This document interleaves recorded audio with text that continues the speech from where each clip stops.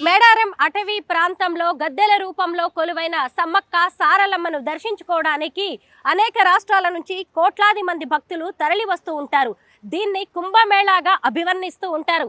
ఆసియాలోనే అతి పెద్ద గిరిజన జాతర మేడారం సమ్మక్క సారలమ్మ జాతర.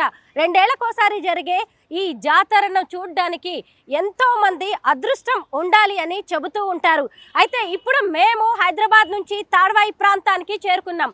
చూసారు కదా ఈ స్వాగత తోరణాన్ని గిరిజన కళారూపాలతో ఎంత అందంగా అలంకరించారో, ఎంత అద్భుతంగా భక్తులకు స్వాగతం పలుకుతున్నారో. ఈ రోడ్డు గుండా మనం లోపలికి వెళ్తే సమ్మక్క సారలమ్మల దర్శనం అవుతూ ఉంటుంది. వనసీమలో జరిగే జన జాతరకు సీఎం రేవంత్ రెడ్డి సర్కార్ 250 కోట్ల రూపాయలను కేటాయించి అభివృద్ధి పనులు చేస్తోంది. జాతరను అద్భుతంగా నిర్వహిస్తోంది. ఇప్పుడు ఇవన్నీ కూడా సీతక్క కనుసన్నల్లోనే జరుగుతూ ఉన్నాయి. సీతక్కను కలుసుకోవడానికి మేము హైదరాబాద్ నుంచి మేడారం బయలుదేరాం. పదండి, సీతక్క రాజకీయ ప్రస్థానం గురించి, ఆమె జీవితం గురించి అనేక విషయాలు తెలుసుకుందాం.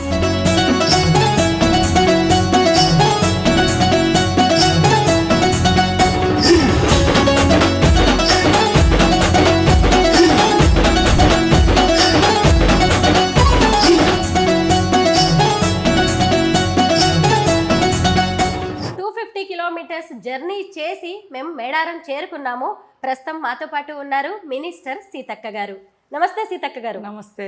తెలంగాణ రాష్ట్ర పండుగగా గుర్తింపు పొందిన మేడారం జాతరను సీతక్క మంత్రి అయ్యాక, మంత్రి కాకముందు అని 2 రకాలుగా చెప్పుకోవచ్చు. 250 కోట్ల రూపాయలను తెలంగాణ ప్రభుత్వం మేడారం జాతరకు ఇవ్వడం అనేది చిన్న విషయం కాదు. వాటిని ఎలా ఉపయోగిస్తున్నారు, ఎలాంటి మార్పులు తీసుకొచ్చారు? మనకు ప్రతి జాతరకు కామన్గా 100 crores 110 crores అట్లా ఇస్తుంటారు. దానికితో పాటు ఇప్పుడు ఇంకా కొంచెం ఒక 20-30 కోట్లు ఎక్కువ ఇచ్చారు. జాతర నిర్వహణకు 2 yearsకి ఒకసారి వచ్చేది.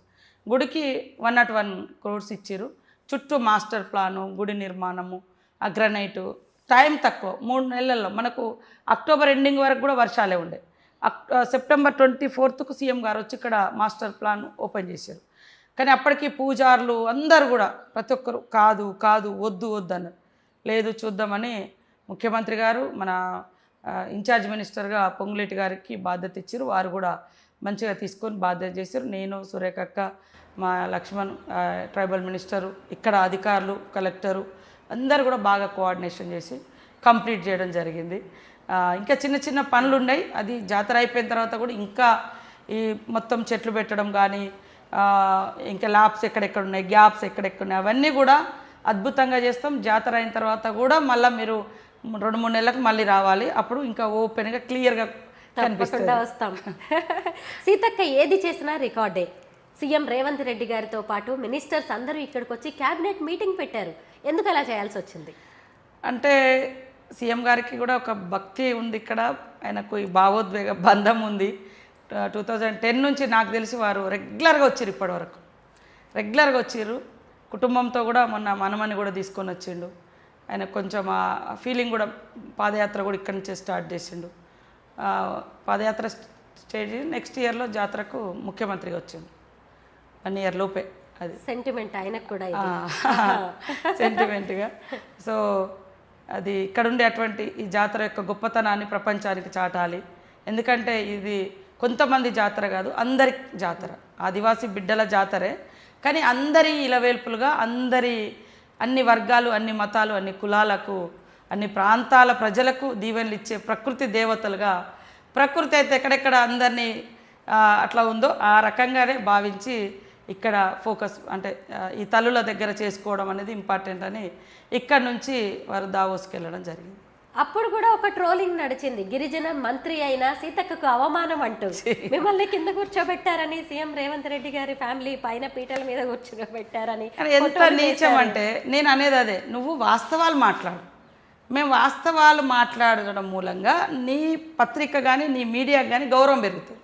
తప్పుడు ప్రచారం, ఇక్కడ నేనే అధిపతిని, నేనే అందరికి ఆతిథ్యం ఇచ్చిన, నేనే అందరి కూర్చోబెట్టి బట్టలు పెట్టిన. తర్వాత సురేఖక్క అక్క నువ్వు కూడా రానన్నది. పాపం నేను ఆమె ముంగడపై కూర్చుంటే ఆమెకు అడ్డమవుతా అని నేను కొద్దిగా ముందుకు కూర్చున్నా. నాకై నేను తక్కువ, మీరు ఆ వీడియోలు చూస్తే అందరికీ బట్టలు పెట్టి అటు పక్కన నిలబడుతుంటే, లేదు నువ్వు కూడా ఇక్కడికి రా అని సురేఖక్క పిలిచింది. రాగానే వాళ్ళ ముంగడ కూర్చుంటే కరెక్ట్ వాళ్ళు నాకు వెనుక వాళ్ళ ఫేస్ కనపడదని సురేఖక్క ముందట నేను కూర్చున్నా. అది కింద కాదు, అది నేను పైన కూర్చోవాలంటే పైన కూర్చోగలుగుతా. అందులో ఎక్కడ కూడా అవమానం. వాళ్ళ ఇంట్లో సభ్యురాలుగా ఉంటాను నేను. అక్క అక్క అంటారు. సో ఆమె కూడా పాపము అక్క అక్క అంటుంది నన్ను, గీతమ్మ కూడా. పిల్లలు కూడా నైమిష కూడా మంచిగా అందరూ రిసీవ్ చేసుకుంటారు వాళ్ళ ఫ్యామిలీ మెంబర్ లాగా. వాళ్ళు నేనే వాళ్ళని ఆహ్వానించి వాళ్ళని గౌరవించుకుంటే నాకు అవమానం అనడం ఇది ఏమన్నా కరెక్ట్ ఉందా? అందుకని ఇట్లా తప్పుడు. ఇప్పుడు ఆడ నేనే అన్ని ఏర్పాట్లు చేసిన. మనము అతిథులను గౌరవించడం మన బాధ్యత. వాళ్ళు మా అతిథులు. ఆయన అధిపతిని నేనే, అక్కడ నిర్వాహకురాలని నేనే. నాకెక్కడ అవమానం అవుతుంది? అది నేను పోయి కూర్చున్నా ముందట. సురేఖ అక్క ఎన్నుకున్నది ఆ ఫోటో, ఆమె పిలిచింది, అక్క ఫోటో దిగుదాం అందరం అంటేనే పోయినాము. పోయినప్పుడు ఆమె తలకు నేను అడ్డం అవుతా అని ఆమె ఫేస్కు నేను కొద్దిగా ముందుకు వచ్చి కూర్చున్నా.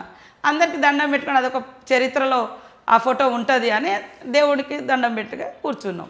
ఇక ఇట్లా అంత ఘోరంగా అది తప్పు కాదు. మరి సీతక్క కదా అక్కడ. నేనే ఓనర్ను కదా, ఆహ్వానించిందే నేను. అందరికీ సొంతంగా నేను నా ఓన్గా బట్టలు కొనుక్కొచ్చి నేను సెలెక్షన్ చేసి నేను పెట్టిన వాళ్ళ కుటుంబాలకు, మంత్రుల కుటుంబాలకు నాకు అవమానం అనడం అనేది ఇది ఇంతకంటే అబద్ధం ఇంకొకటి లేదు. సీతక్క ఎక్కడ చూసినా కానీ మీ పాటలు వినిపిస్తున్నాయి మేడారం జాతరలో. ఇప్పుడు మేము వచ్చేటప్పుడు మా కారులో కూడా పెట్టుకొని వచ్చాం. 2 పాటలు పాడారు, ఒక పాట మా కోసం పాడండి. చాలా రోజులు అప్పుడైతే ఏదో చూసి పాడినా కానీ మిల మిల మెరిసిందగో మేడారం జాతర, మిల మిల మెరిసిందగో గిరిజనుల జాగుంది. ఇంకొక పాట, ఇంకోటి ఏదో మర్చిపోయినా అసలు. చాలా గుడి లేదు, గోపురం లేదు, దర్వాజా లేదు అని పాడుతున్నారు కదా. మంచిగా ఆ పాట బాగుంది. అది కూడా, అది కనకవ మీరు కూడా పాడారు కదా, మీ ఇద్దరు కలిసి పాడారు. మేమిద్దరం ఆడ స్టేజ్ మీద పాడినట్టుంది. ఎక్కడ సీఎం గారు వచ్చినప్పుడు ఏదో పాట పాడినాము హైదరాబాద్ లో. ఆమెతో బాగా వినిపిస్తుంది ఇప్పుడు ఆ పాట. మీ వాయిస్ ఎక్కడ విన్నా కూడా. ఫైనల్ గా మాకు మేడారం ములుగు అనగానే సమ్మక్క సారక్కతో పాటు సీతక్క కూడా గుర్తొస్తారు. సీతక్క మాటల్లో సమ్మక్క సారక్క కథ వినాలని ఉంది. సమ్మక్క సారలమ్మ చరిత్ర, నాకు తెలిసిన చరిత్ర, కాకతీయులను ఎదిరించిన చరిత్ర. ఈ దేశ చరిత్రలో ఆదివాసులు మొదటి నుంచి కూడా కాకతీయుల కాలం కావచ్చు, బ్రిటిష్ వారి కాలం కావచ్చు, నిజాం నవాబ్కు వ్యతిరేకంగా కుమ్రం భీం కావచ్చు, అంటే అన్యాయం జరిగినప్పుడు ఎవరికి మన వాళ్ళు అన్యాయం చేయరు. అన్యాయం జరిగినప్పుడు తిరుగుబాటు అనేది చరిత్రలో, ఈ దేశ చరిత్రలో 250 పైగా పోరాటాలు ఉన్నాయి. రంపా తిరుగుబాటు కానీ, లేదా చోటా నాగపూర్ కానీ, ఇట్లా రకరకాలుగా బీర్సా ముండా, కుమ్రం భీం, మన దగ్గర విప్లవకారులు, ఇట్లా ఆదివాసి బిడ్డలు, ఇవన్నీ కూడా ఉన్నాయి. అంటే జనం కోసం పనిచేస్తే జనంలో ఉంటామని అంబేద్కర్ అన్నదానికి ఖచ్చితంగా సమ్మక్క సారలమ్మ చరిత్ర సజీవ సాక్ష్యం. వాళ్ళ యొక్క పోరాట చరిత్రలో మరి మహిమలు కూడా ఉన్నాయి ఇప్పుడు అనేది. వాళ్ళు పుట్టుకనే ఒక డిఫరెంట్గా అనేది కథనాలు ఉన్నాయి. తర్వాత కూడా ఇప్పుడు చాలామంది ఇక్కడికి వచ్చిపోయినటువంటి వాళ్ళు, ఈవెన్ కమ్యూనిస్ట్ నాయకులు కూడా చాలామంది వస్తున్నారు. అంటే వాళ్ళకు కూడా ఒక అది ఫీలింగ్ అనేది ఉంది. సో నాకు కూడా, నేను తెలిసి రాజకీయాలకు వచ్చిన కాడ నుంచి ఒక్కసారి అధికారంలో ఉండి జాతర నిర్వహించాలనుకున్నాను. అదొక్కటే మొక్కుకున్నాను. నేను ఎప్పుడు నాకు ఈ మొక్కు ఆ మొక్కు కానీ ఎప్పుడు మొక్కుకున్నా. అడిగి పోతేనే ఒక ఫీలింగ్ ఉంటుంది. ఆ ఫీలింగ్లో మనం ఏమి అడిగేయం, అంతే. ఆ ఫీలింగ్తో బయటకు వస్తాం. సంతోషం వచ్చినా దుఃఖం వచ్చినా. అది నాకు 2004 నుంచి నా ప్రస్థానం సమ్మక్క దగ్గర మొదలుపెట్టిన కాడ నుంచి సరే లేటుగా అయినా ఈ గౌరవం నాకు దక్కింది. చరిత్రలో నిలిచిపోయే దేవాలయం నిర్మించుకోవడం ఆదివాసి బిడ్డగా నాకు ఈ అవకాశం అదృష్టంగా భావిస్తూ ఉన్నా. ఖచ్చితంగా ఆ తల్లుల కీర్తి, విశ్వాసం 10 తరాలు ఉండే విధంగానే పనిచేస్తే తప్ప ఎప్పుడు కూడా అస్తిత్వానికి కానీ వాళ్ళ మా విశ్వాసం దెబ్బతినే విధంగా ఎక్కడ పనిచేయాలి.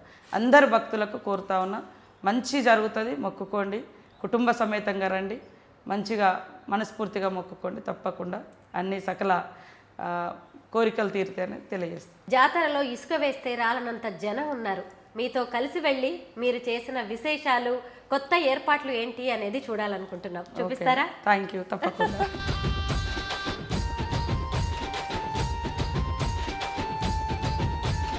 సమ్మక్క సారలమ్మ వనదేవతలు, గిరిజనుల ఆరాధ్య దైవాలు. వారిద్దరూ కూడా కుటుంబంతో సహా కాకతీయుల మీద పోరాడి అమరులయ్యారు, చరిత్రలకెక్కారు. గిరిజనుల మనసులో సుస్థిర స్థానాన్ని సంపాదించుకున్నారు. సీతక్కతో కలిసి మేమిప్పుడు సమ్మక్క సారలక్క ఆలయానికి వెళ్తూ ఉన్నాము. ఎక్కడైనా సరే ఒక గుడి అనగానే, దేవత అనగానే పెద్ద పెద్ద ఆలయాలు దర్శనమిస్తాయి. కానీ సమ్మక్క సారలమ్మలకు ఎలాంటి గుడులు ఉండవు, కనీసం ద్వారం కూడా ఉండదు. అలాంటి దేవతలకి కోట్లాది మంది భక్తులు. మంత్రి సీతక్క గారి మాటల్లో తెలుసుకుందాం. సీతక్క గారు, ఇక్కడ ఎలాంటి మార్పులు చేశారు? ఈసారి అంటే మనకు ముందు నుంచి చిన్న గుడి, చిన్న గద్దెలు ఉండేది, పగడిద్దరాజు, గోవిందరాజు. ఫస్ట్ అవి మారుద్దామని అనుకున్నాము, ముందుకు తీసుకొద్దాం, ఒక వరుస క్రమంలో పెడితే భక్తులందరికి కూడా మంచి దర్శనం అవుతుందని. సో దాంతో మొదలైన ఆలోచన అట్లా కాదు, మొత్తము గుడి పెద్దగా చేస్తే బాగుంటుందని మన ముఖ్యమంత్రి గారు చెప్పడంతో ఇంకా మాస్టర్ ప్లాన్ తయారు చేసుకొని, అంతకుముందు 2,000-3,000 మంది అట్లా భక్తులు ఎట్టే టైంలో దర్శనం అయ్యేది. కానీ ఇప్పుడు దాదాపు 10,000 మంది ఎట్టే టైంలో దర్శనానికి పోయే అవకాశము మనకు కల్పించడం జరిగింది. ఈ రోడ్స్ కూడా చాలా, మీకు చూస్తే సింగిల్ రోడ్స్ ఉండేది, చాలా టైట్గా ఉండేది. ఇప్పుడు ఎన్ని లక్షల మంది వచ్చినా మంచి ఫ్రీగా రోడ్డు మీద నడిచి వెళ్ళడానికి కానీ, వెహికల్స్ కొంతవరకు వెహికల్స్ అనుమతించడానికి కానీ బాగా అవకాశం వచ్చింది. చాలా జంక్షన్స్ కూడా మేము డెవలప్ చేసినాం, మీరు చూస్తూ ఉన్నారు.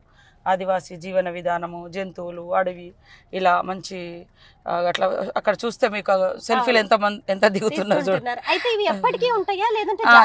ఎప్పటికి ఉండేటట్టుగానే కట్టినాం. ఇక్కడ ఇంకా మా ఆదివాసీ పోరాట యోధులు, కొమరం భీం, బిర్సా ముండా విగ్రహాలు కూడా వస్తాయి, వాటిని తయారు చేస్తున్నాం, అందలేదు. ఇట్లా సెల్ఫీలు చాలామంది, మొన్న ముఖ్యమంత్రి గారు, మా క్యాబినెట్ మినిస్టర్స్ కూడా అందరు వచ్చినప్పుడు ఇక్కడ ఫొటోస్ కూడా వాళ్ళు కూడా దిగిర్రు. సో చాలా అంటే ఇట్లా డిఫరెంట్గా ఉంటాయి కదా, మన సిటీలలో అంతా కొంచెం వేరే రకమైనవి ఉన్నాయి. సో ఇక్కడ జీవన విధానానికి ఇక్కడ ఫారెస్ట్ను అంటే సింబాలిక్గా చేస్తూ చేయడం జరిగింది. కానీ విగ్రహాలు కూడా ఎంతో అద్భుతంగా ఉన్నాయి, జీవకళ ఉట్టి పడుతోంది. ఎక్కడ చేయించారు ఇవన్నీ? ఇవన్నీ ఇక్కడ బయట నుంచి వచ్చే బ్యూటిఫికేషన్స్ వాళ్ళు వచ్చి చేయడం జరిగింది. ఇట్లా అందరు సెల్ఫీలు దిగుతా ఉన్నారు. ఎప్పుడు ఇవన్నీ సందడిగా ఉంటున్నాయి, అంతకుముందు వరుసగా పోయేవాళ్ళు. అవును, ఇప్పుడు ఫోటోలు దిగడం, సెల్ఫీ పాయింట్స్ అనేది స్పెషల్ అట్రాక్షన్. అవునవును. సీతక్క అంటే అసలు మాస్ లీడర్, తమలో ఒకరిగా భావిస్తూ ఉంటారు నిజంగా జనం కూడా. అందరూ అక్క అక్క అనుకుంటూ వస్తారు, చాలా సంతోషం అనిపిస్తుంది. మీకు కూడా, మీరు ఇందాక ఇంటర్వ్యూలో కూడా చెప్పారు, ఫ్యామిలీతో కంటే కూడా నాకు బయట జనంతోనే అటాచ్మెంట్ ఎక్కువ అని. అవును. ఇందులో ఇంకా ఏమైనా కొత్తగా వచ్చాయా? అంటే రోడ్స్ డెవలప్ చేసినాం, బయట మనం క్యూ లైన్స్ ఒక 10,000 మంది అంతకుముందు ఎండల తడకల కింద ఉండేది, ఇప్పుడు చాలా పెద్దగా కట్టేస్తున్నాము.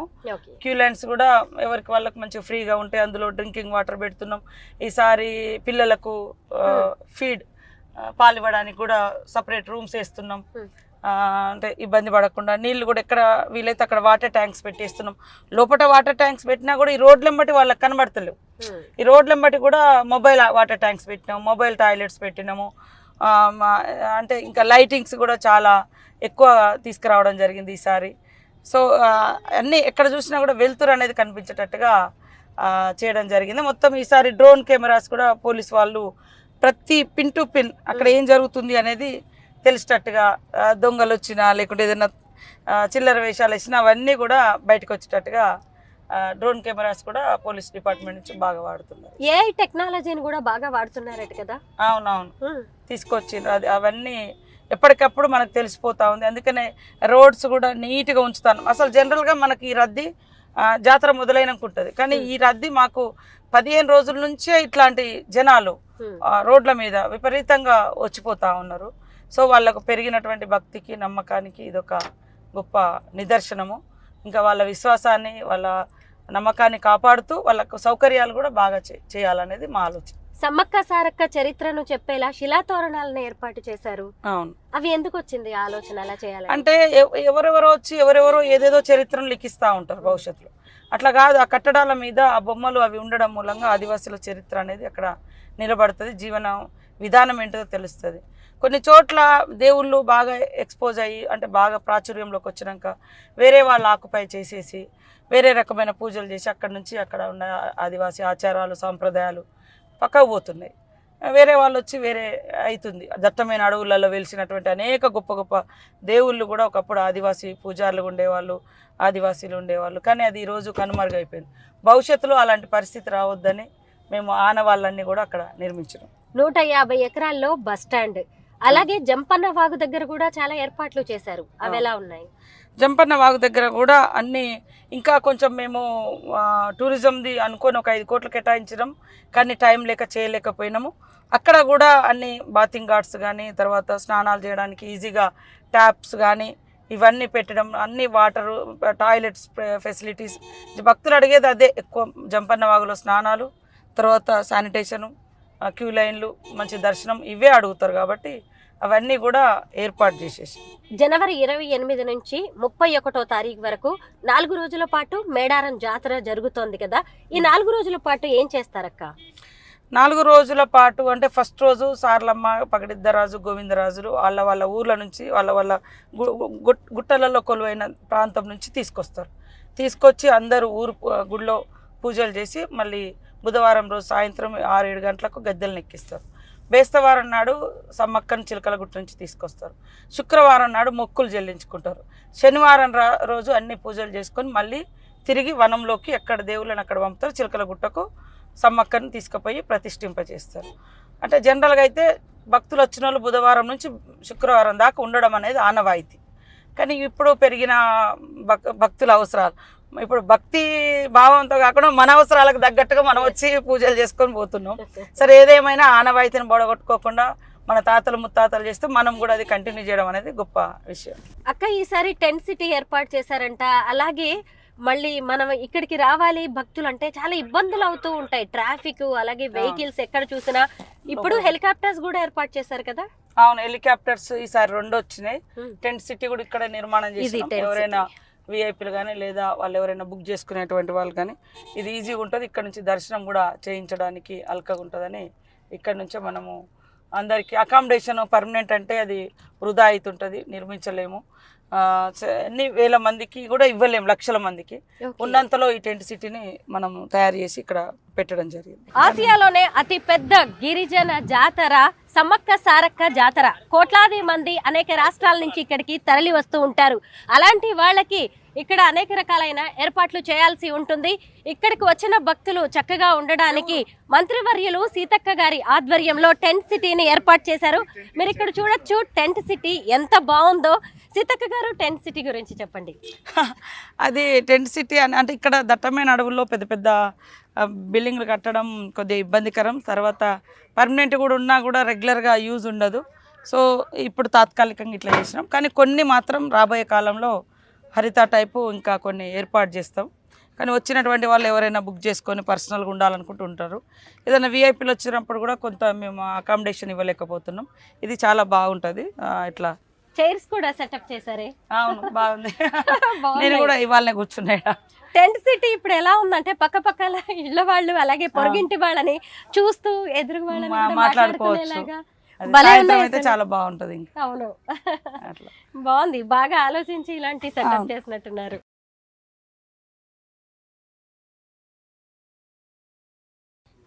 ఏసీ కూడా ఉంది దానికి. ఇప్పుడు ఏసీ ఏర్పాట్లు కూడా, dress changing room, bath, toilets అన్నీ ఉన్నాయి. డ్రెస్ చేంజ్ రూమ్, లోపల టాయిలెట్స్. ఇక్కడ టాయిలెట్స్ లోపల అలానే అటాచ్డ్ కూడా. ఓహో, ఏసీ కూడా ఉంది. ఏసీ కూడా పెట్టి 2 బెడ్స్ ఉన్నాయి. ఎవరైనా డబ్బులు పెట్టుకోగలిగేటోళ్ళు కూడా పెట్టుకొని ఉండొచ్చు. ఎంత ఉంటుందక్క ఒక రోజుకి దీని కాస్ట్? 24 hours మరి ఎంత ఉందో, 10 5 ఎంత ఉందట. బాగుంది. ఇంతకు ముందు నార్త్ ఇండియాలో కాశీలో అలాగే కుంభమేళాల్లో ఏర్పాటు చేశారు. బట్ ఇక్కడ మనది కూడా కుంభమేళాగా మారిపోయింది కదా. ఇక్కడ మీరు టెంట్ సిటీ ఏర్పాటు చేయడం అనేది నిజంగా ముందు జాగ్రత్తగా కూడా బాగా ఆలోచించినట్టున్నారు. అది కొంచెం టైం, ఈసారి మనకు జాతర కూడా ముందు వచ్చింది. అవును, వాస్తవానికి ఇంకా కొంచెం టైం ఉంటే ఇంకా బాగుండు అనేది ఉంది. ఇవన్నీ ఇంకా కంప్లీట్ చేసుకుందాం. జాతర తేదీలను ఎలా నిర్ణయిస్తారక్క? వాళ్ళు మన పెద్ద మనుషులు కూర్చొని డిసైడ్ చేస్తారు. నిండు పున్నమి ఎప్పుడు వస్తుందో దాన్ని బట్టి డిసైడ్ చేస్తారు. హెలిప్యాడ్ ఏర్పాటు ఎక్కడ చేశారక్క? హెలిప్యాడ్ ఎవ్రీ ఇయర్ ఎవ్రీ టైంలో అది పర్మనెంట్గా ఉంటుంది, అక్కడే ఉంది. ఇంకా ఇంకొకటి కూడా ఉన్నాయి. అంటే ఈసారి ప్రైవేట్ హెలికాప్టర్స్ వాళ్ళు కూడా 2 పెట్టుకున్నారు. మనది ఇక రెగ్యులర్గా మినిస్టర్స్ లేదా గవర్నర్ గారు వాళ్ళు కూడా వస్తారు కాబట్టి ఇక్కడ పక్కనే ఇదంతా పోలీసులకు కేటాయించడం ఈ రూమ్స్ అన్ని. దాదాపు ఈసారి 13,000 మంది పోలీసులను మనము ఇక్కడ డిప్లాయ్ చేస్తూ ఉన్నారు బందోబస్తు రీత్యా. వాళ్ళకి ఇప్పుడు కూడా ఇక్కడే అకామిడేషన్ ఇస్తుంటాము. ఆ పక్కనే ఎలిఫాడ్ కూడా ఉంది, ఆ పక్కన గుడి కూడా వస్తుంది. సమ్మక్క సారక్కలకు ఈ నిలువెత్తు బంగారాన్ని ఎందుకు ఇస్తారు? కోళ్ళు కూడా ఎగరేస్తూ ఉంటారు కదా, ఎందుకు అవి? అది మరి ఎదుర్కోళ్ళ పండుగ అనేది ఒకటి ఉంటుంది, దేవునికి ఎప్పుడైనా చేస్తూ ఉంటాం. ఇక్కడికి వచ్చిన వాళ్ళు కూడా ఎదుర్కోడు అనేది ఇచ్చి దేవుళ్ళని తీసుకొచ్చే ముందు అది ఒక ఏమంటారు హారం లాగా అంటారు, అది ఒక మొక్కు అంటే తల్లి వచ్చే ముందు ఆ భక్తితో మనం ఇచ్చుకునేటువంటి మొక్కులు. ఇంకా ఇక్కడ డబ్బులు ఉండేటి కాదు, ఒకప్పుడు ఆదివాసులకు వాళ్ళకుండే వస్తువులనే సమర్పించుకోవడము, బెల్లము, మరి ఇప్పపు, సారా, ఇట్లాంటివే వాళ్ళ వస్తు మార్పిడే మన ఆదివాసీ జీవితాల్లో ఎక్కువ ఉండేది. సో ఈ మార్కెటింగ్ మనీ, డబ్బులు కట్నం వేసుడు అట్లాంటిది లేదు. అందుకనే వాళ్ళ దగ్గర కోడి ఉండేది, మేక ఉండేది, అవి హారంగా ఇస్తారు ఆహారంగా. తర్వాత బెల్లం బుట్టాలు తీసుకొచ్చి అదే కానుకలు, డబ్బులు, నోట్లు అట్లా కాకుండా బెల్లం ఇచ్చుకోవడం అనేది ఇది మొదటి నుంచి ఆనవాయితీ వస్తుంది. చిన్నప్పుడు మీరు ఈ జాతరకు వస్తూ ఉండేవాళ్ళ? అప్పుడు ఎలా ఉండేది ఈ ప్రాంతం అంతా? అంతా అడవి, కంక బొంగులు, ఆ గద్దె మీద కూడా కంక కనిపించేది, చుట్టూ మట్టి ఉండేది. అక్క చిన్నప్పుడు కూడా మీరు మేడారం జాతరకు వస్తుండే కదా, అప్పుడు ఈ ప్రాంతం అంతా ఎలా ఉండేది? అంతా జంగల్ ఉండేది, కంకవనాలు ఉండేది. ఆ కంకవనాల కింద మా అమ్మ, నాన్న, మేము అందరము ఆడ పసుపు కుంకుమ చల్లుకొని ఆ దేవుని కాడ అక్కడ ఒక రాయి పెట్టుకొని ఆడ పుట్టుంటే పుట్టకు పసుపు కుంకుమ చేసి మొక్కులు చెల్లించుకొని ఆడనే 3 రోజులు ఉండేది. తర్వాత నాకు తెలిసిన తర్వాత మళ్ళీ ఇక్కడ ఈ మీడియా పాయింట్ ఉండేది ఫస్ట్.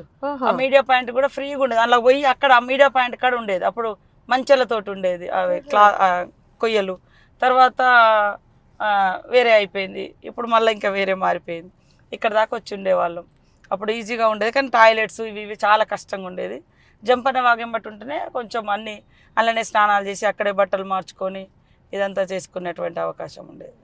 కానీ అప్పుడు కనీసం వెహికల్స్ కూడా ఉండేవి కాదు కదా, కాలినడకనే వచ్చేవారేమో. అవునవును, లేదంటే 3 రోజులు నడుచుకుంటూ వచ్చేది. 3 రోజులు పట్టేదా? 3 రోజులు మా ఊరు నుంచి 3 రోజులు నడుచుకుంటూ వచ్చేది. నడుచుకుంటూ రావడం, 3 రోజులు నడుచుకుంటూ వచ్చి 3 రోజులు నడుచుకుంటూ పోయేది. మళ్ళీ 3 రోజులు ఇక్కడ ఉండేవాళ్ళు. ఇక్కడ 10 రోజులు దాదాపుగా. 10 రోజులు జాతర అంటే ఇప్పుడు 4 రోజులు చేసుకోవడం, 1 గంట ఉండడం అనేది కూడా కష్టమైతున్నట్టుంది నిజంగా. అవును. కమాండ్ కంట్రోల్ రూమ్ కి వచ్చాము. అవును.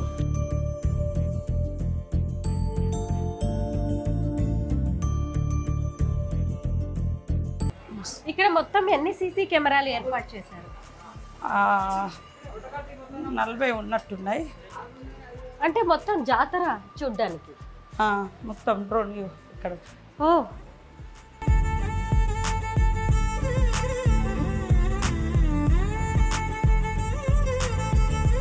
ఇవన్నీ మొత్తం జాతరలో ఎక్కడెక్కడ ఏ మూమెంట్ ఉంది అన్నీ ఇక్కడ కమాండ్ కంట్రోల్ నుంచి చేస్తాం, ఆపరేట్ చేస్తాం. చిన్న పిల్లలు తప్పిపోయినా గానీ పట్టుకోవడానికి కొత్త ఏదో ఏర్పాటు చేశారు. ఒక టై తయారు చేసారు, దాని ద్వారా ఈజీగా క్యాచ్ చేసుకోవడానికి, దొరకబట్టడానికి మన పోలీస్ వాళ్ళు. ఇంతమంది భక్తులు వస్తారు కాబట్టి దొంగల భయం కూడా ఉంటుందేమో. దొంగలు ఎక్కువ. మన పనిలో మనం ఉంటే వాళ్ళ పనిలో వాళ్ళు ఉంటారు, కానీ దొరుకుతున్నారు దొంగలు. ఇట్లా క్లోజ్గా మానిటరింగ్ అవుతుంటుంది కాబట్టి తొందరగానే దొరకబట్టచ్చు. అవును, దొరికిర్రు కూడా 2-3 నిన్న మొన్న. ఇబ్బంది ఉండదు. ఈసారి ఎక్కువ దొంగతనాలు జరగవు. ఒకవేళ ఎవరైనా చేసినా ఇంటికి పోయినా పట్టుకొచ్చి వాళ్ళకి ఇప్పియచ్చు. అది పైనుంచి కూడా ఇంకా చేస్తా ఉన్నారు. అవును అవును. పోలీసులు మొత్తం 13,000 మంది పోలీసులు ఒక జాతరలో ఉండడం అంటే చిన్న విషయం కాదు. వాళ్ళందరికి కూడా ఏర్పాట్లు ఇక్కడే ఉంటాయా? ఎక్కడెక్కడ తయారు చేస్తారు డిపార్ట్మెంట్ వాళ్ళు.